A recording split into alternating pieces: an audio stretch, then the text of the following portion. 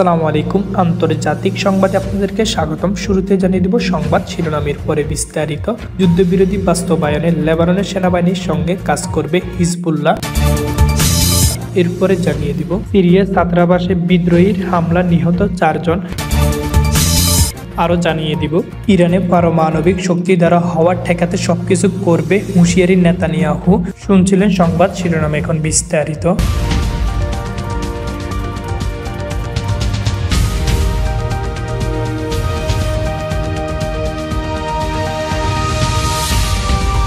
ইসরায়েলের সঙ্গে হওয়া যুদ্ধবিরোধী চুক্তি বাস্তবায়ন করার জন্য লেবাননের সেনাবাহিনীর সঙ্গে হিজবুল্লাহ কাজ করবে। 29 নভেম্বর লেবাননের টেলিভিশনে সম্প্রচারিত এক ভাষণে এই কথা বলেন গোষ্ঠীটির মহাসচিব নাইম কাসেম। যুদ্ধবিরতি কার্যকর হওয়ার পর টেলিভিশনে সম্প্রচার হওয়া এটি তার প্রথম ভাষণ। শনিবারের সংবাদ মাধ্যম আল জাজিরা প্রতিবেদন থেকে এই তথ্য জানানো হয়েছে। হিজবুল্লাহর মহাসচিব বলেন, তিনি সেনাবাহিনীর সঙ্গে কোনো সমস্যা কিংবা মতের অমিল দেখছে না। যুদ্ধবিরোধী শর্ত মেনে লেবাননের দক্ষিণ অঞ্চলে 60 দিনের মধ্যে সেনা মোতায়েন হবে। এই সময় ইসরায়েল সেখান থেকে নিজেদের সেনা প্রত্যাহার করবে এবং হিজবুল্লাহ নিজেদের যোদ্ধা সরিয়ে নেবে। যুদ্ধবিরতি প্রতিশ্রুতি বাস্তবায়নে হিজবুল্লাহ যোদ্ধা ও লেবাননের সেনাদের মধ্যকার সমন্বয়ের কাজটি উচ্চ পর্যায়ে সম্পাদন করা হবে বলে মন্তব্য করেন নাইম কাসেম। তিনি বলেন, লেবাননের প্রতিরক্ষা সক্ষমতা শক্তিশালী করতে আমরা কাজ করব। নিরাপত্তা সূত্র সংশ্লিষ্ট কর্মকর্তাদের বরাত রয়টার্স জানিয়েছে, এই মধ্যে লেবাননের দক্ষিণ অঞ্চলে কিছু লেবানিজ সেনা মোতায়েন করা হয়েছে। সেনা মোতায়েনের সংক্রান্ত একটি বিস্তারিত পরিকল্পনা দেশটির মন্ত্রিসভায় উপস্থাপন করা হয়।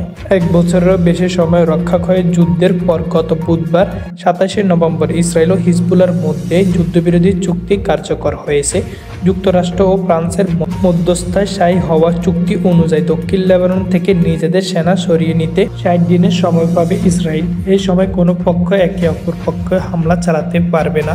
সিরিয়ার একটি শহরে বিশ্ববিদ্যালয় ছাত্রাবাসে বিদ্রোহীদের গুলিতে 2 ছাত্র সহ 4 জন বেসামরিক নাগরিক নিহত হয়েছে। শুক্রবার 29 নভেম্বর সিরিয়ার সরকারি বার্তা সংস্থা সানার বরাত দিয়ে এই তথ্য জানিয়েছে বার্তা সংস্থা রয়টার্স। বুধবার 27 নভেম্বর বিদ্রোহী গোষ্ঠী হায়াত তাহরির আল-শামের নেতৃত্বাধীন যোদ্ধারা উত্তর ও পশ্চিম অঞ্চলে প্রদেশের কয়েকটি শহর ও গ্রামে হামলা শুরু করে। এর পরের দিন বৃহস্পতিবার ছাত্রাবাসে হামলার ঘটনা ঘটল। ইসরায়েলি বাহিনী হামলা 42 ফিলিস্তিনি নিহত হয়েছেন, আহত হয়েছেন আরও অনেক।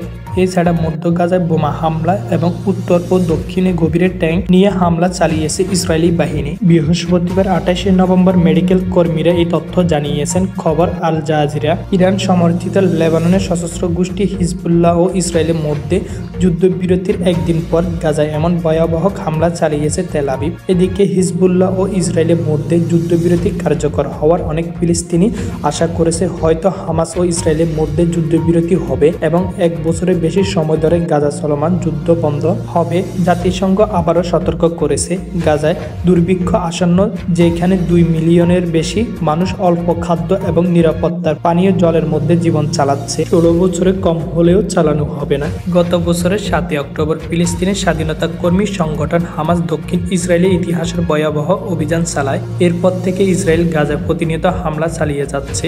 এই পর্যন্ত গাজা নিহত হয়েছেন 44,330 জন, আহত হয়েছেন আরও 1,04,933 জন, যা গত 1 বছরের বেশি সময় ধরে চলছে। এতে গাজায় 23 লক্ষ মানুষ। ইরানের গার্ড বাহিনী IRGC একজন জেনারেল বৃহস্পতিবার সিরিয়ার সংঘর্ষে নিহত হয়েছেন। এই সংঘর্ষে সিরিয়ার সরকারি বাহিনী ও জিহাদিনের মধ্যে লড়াই চলছিল বলে ইরানের একটি সংবাদ সংস্থা জানিয়েছে। সিরিয়ার প্রেসিডেন্ট বাশার আল আসাদের দীর্ঘমেয়াদী মিত্রা তেহরান 2011 সালে শুরু হওয়া গৃহযুদ্ধের সময় সামরিক উপদেষ্টা দিয়েছেন। এই সপ্তাহে উত্তর সিরিয়া জিহাদিনের সঙ্গে সিরিয়া সেনাবাহিনীর মধ্যে সাম্প্রতিক বছরগুলোর মধ্যে সবচেয়ে ভয়াবহ লড়াই শুরু হয়েছে। সিরিয়ার উত্তর ও পশ্চিম অঞ্চলে বড় ধরনের আক্রমণ শুরু করেছে বিদ্রোহী গোষ্ঠীগুলো। প্রেসিডেন্ট বাশার আল আসাদের বাহিনীর কাছ থেকে বেশ কয়েকটি অঞ্চল দখল করেছে তারা। উভয় পক্ষে লড়াইয়ে প্রায় 200 জন প্রাণ হারিয়েছে। লেবাননের যুদ্ধবিরতিতে সম্মত হয়েছে ইসরায়েল। গত বুধবার 27 নভেম্বর ভোর থেকে লেবাননের যুদ্ধবিরতি কার্যকর হয়েছে।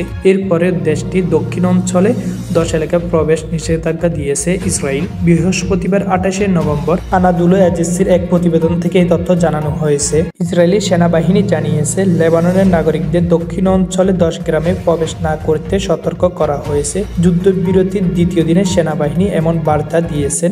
এক বিবৃতিতে ইসরায়েলি সেনাবাহিনী আরবি ভাষায় মুখপাত্র অবিচয় 10টি এলাকার তালিকা প্রকাশ করেছেন। এসব এলাকা পরবর্তী নির্দেশনা না দেওয়া পর্যন্ত প্রবেশের বিষয়ে সতর্ক করা হয়েছে।